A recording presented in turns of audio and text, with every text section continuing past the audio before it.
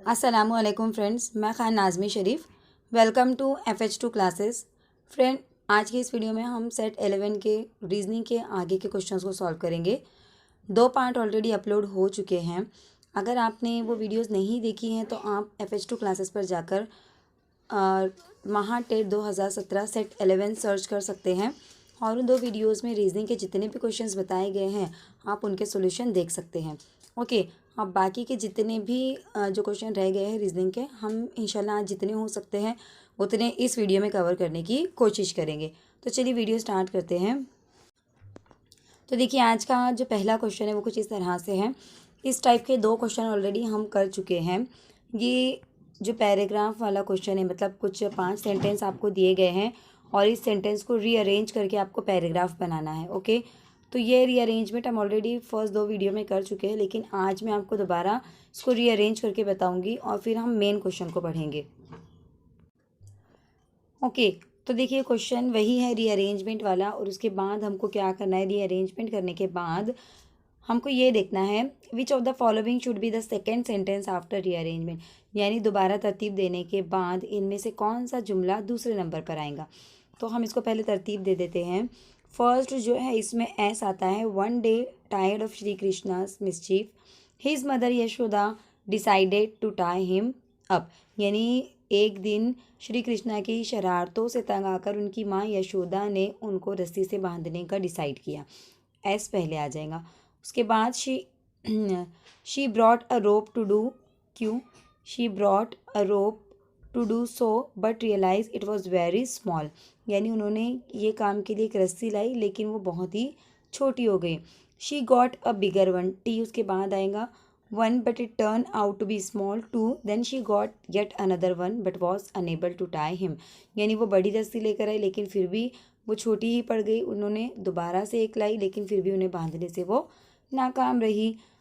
Are आ जाएगा, soon she realise that there is something miraculous about her son, उसके बाद उनको बहुत जल्द ही एहसास हो गया कि उनके बेटे में कुछ खास मौजिज़ाना बात है।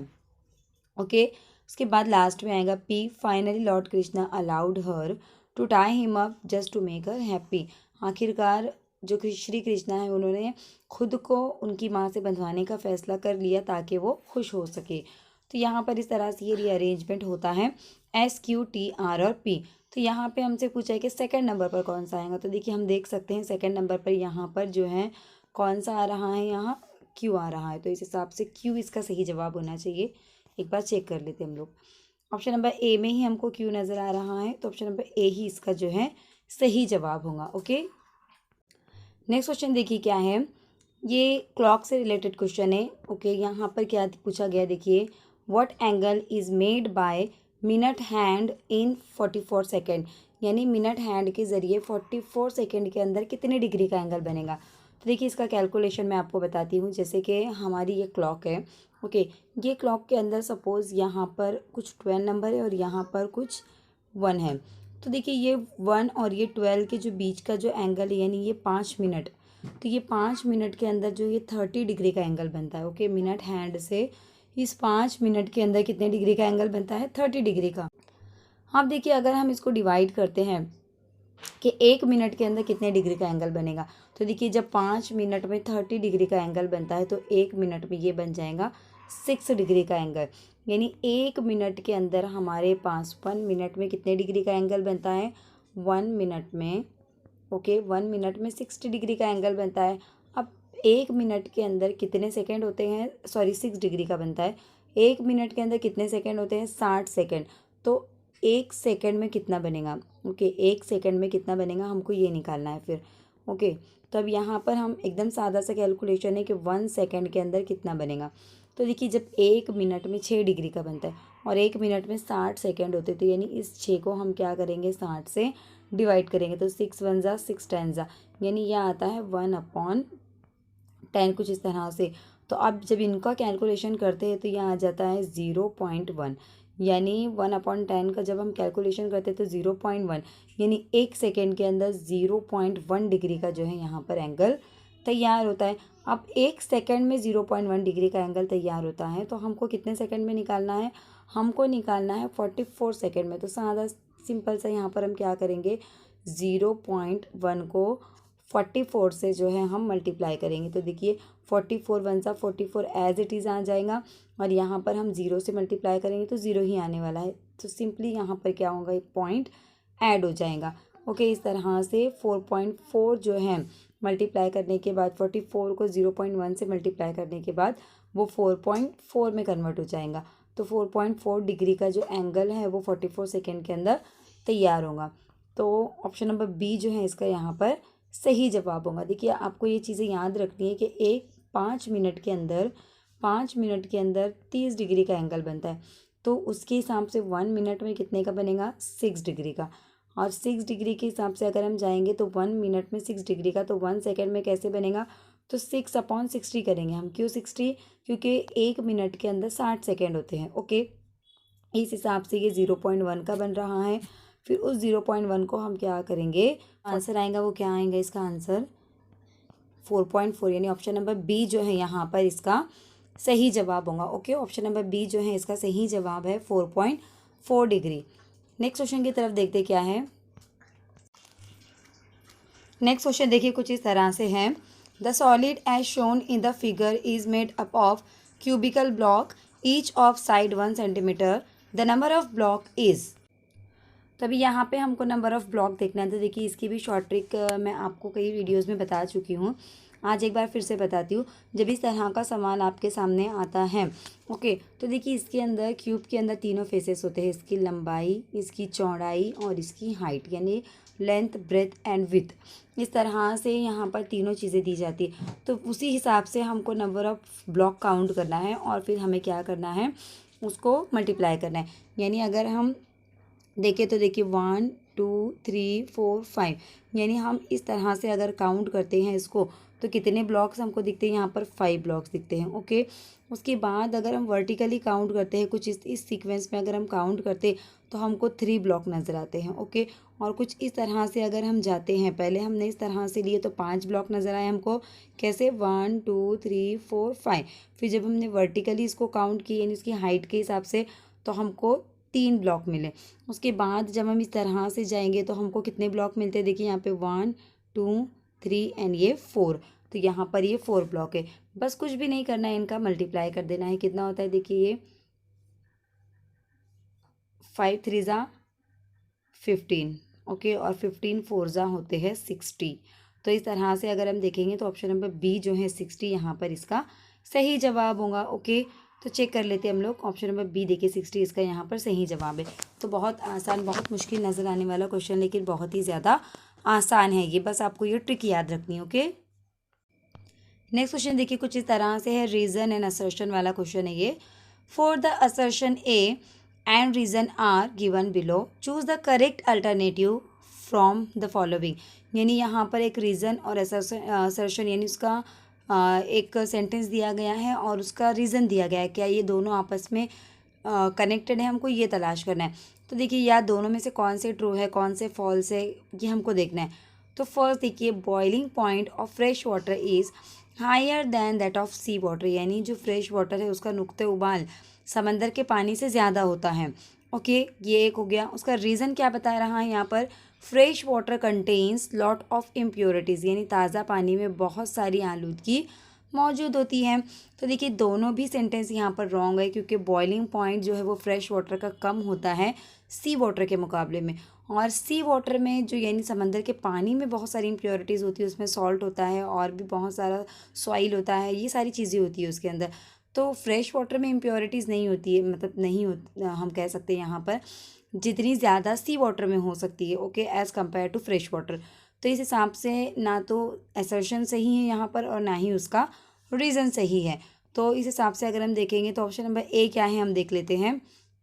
Both A and R true and R is the correct explanation of A, जी नहीं, बिल्कुल भी नहीं। ऑप्शन नंबर बी क्या है, देखिए both A and R true but R is not the correct explanation of A, नहीं, दोनों भी फॉल्स है यहाँ पर। A is true but R is false, नहीं। ऑप्शन नंबर डी जो है यहाँ पर आ जाएगा कि बोथ ए एंड आर यहाँ पर जो है फॉल्स हो जाएगा। इसका मतलब यह है कि ऑप्शन नंबर डी इसका यहाँ पर सही जवाब है। नेक्स्ट क्वेश्चन देखिए क्या है। नेक्स्ट क्वेश्चन कुछ इस तरह से है। The question below has a statement followed by 2 conclusions, number 1 and 2 based on this choose the option that is most suitable. यानी यहाँ पर कुछ स्टेटमेंट दिया गया है और उसके 2 कंक्लूजन दिए गए हैं, तो ये दोनों कंक्लूजन में से कौन सा यहाँ पर इसको सूट करता है वो हमें सिलेक्ट करना है। ओके, तो देखते हैं हम क्या है स्टेटमेंट। देखिए स्टेटमेंट कुछ इस तरह से है, the rape cases in India are increasing and woman protester in cities are raising their voice against this. यानी अर्बन एरिया में या शहरों में जो है रेप केसेस की जो केस है रेप के वो बहुत ज़्यादा बढ़ रहे हैं और शहरों में ख़वातीन के जो मुजाहिरीन के ख़िलाफ़ आवाज़ बुलंद कर रहे हैं। यानी जो ख़वातीन का जो प्रोटेस्टर्स है वो जो वुमेन के प्रोटेस्टर्स है वो क्या कर रहे हैं, इसके ख़िलाफ़ आवाज़ उठा रहे हैं।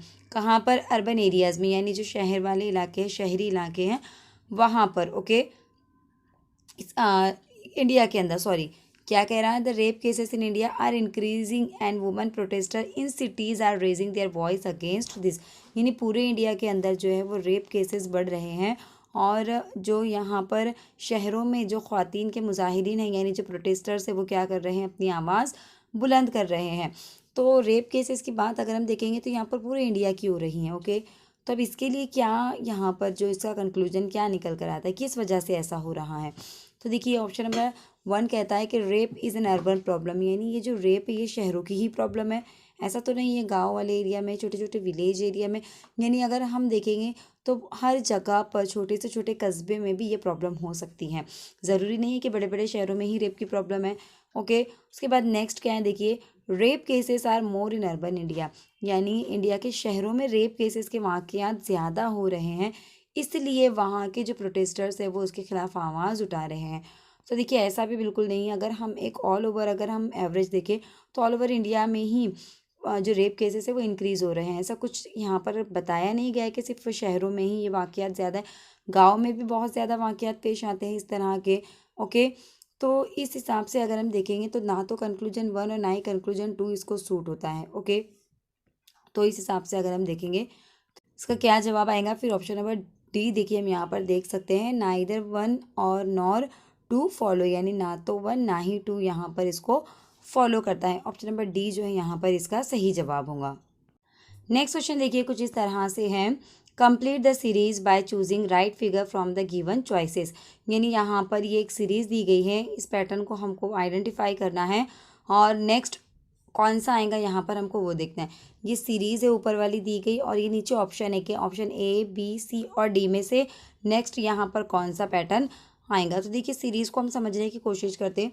अगर फर्स्ट फिगर से देखिए हम सेकंड फिगर को कंपेयर करते हैं, यहाँ पे देखिए फर्स्ट फिगर से अगर हम सेकंड फिगर को कंपेयर करते हैं तो देखिए यहाँ पर इसका पोजीशन आपको फर्स्ट से सेकंड में नज़र आ रहा है चेंजेस, बाकी के एज इट इज़ उनके उनके प्लेस पे जैसे कि वैसे हैं। देखिए किसी का भी यहाँ पर जो है रिप्लेसमेंट नहीं हुआ है। तो फर्स्ट फिगर में यानी सिर्फ प्लस का जो साइन है वही क्या हुआ है, अपनी जगह चेंज किया है। ओके, अब सेकंड से थर्ड को हम कंपेयर करते, देखिए जब सेकंड से थर्ड को कंपेयर करेंगे तो ये प्लस साइन तो एज इट इज़ अपने प्लेस पर जैसे कि वैसे, लेकिन देखिए यहाँ पर फर्स्ट वाले में देखिए प्लस के नीचे वाला जो था अब वो वाला प्लस के जो है लेफ्ट में आ गया है, बाकी के सबके प्लेस एज इट इज़ उनकी उनकी जगह पर फिक्स्ड है। ओके, अब नेक्स्ट वाले हम क्या करते हैं, थर्ड वाले को फोर्थ वाले से कंपेयर करके देखते हैं कि यहाँ पर क्या चेंजेस आए हैं।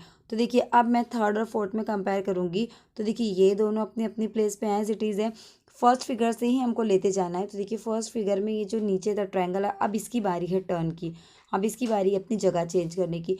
तो वो कहाँ पर आएगा, वो आ जाएगा ये जो माइनस का साइन था उसके लेफ्ट में। ओके, फिक्स हो गया ये।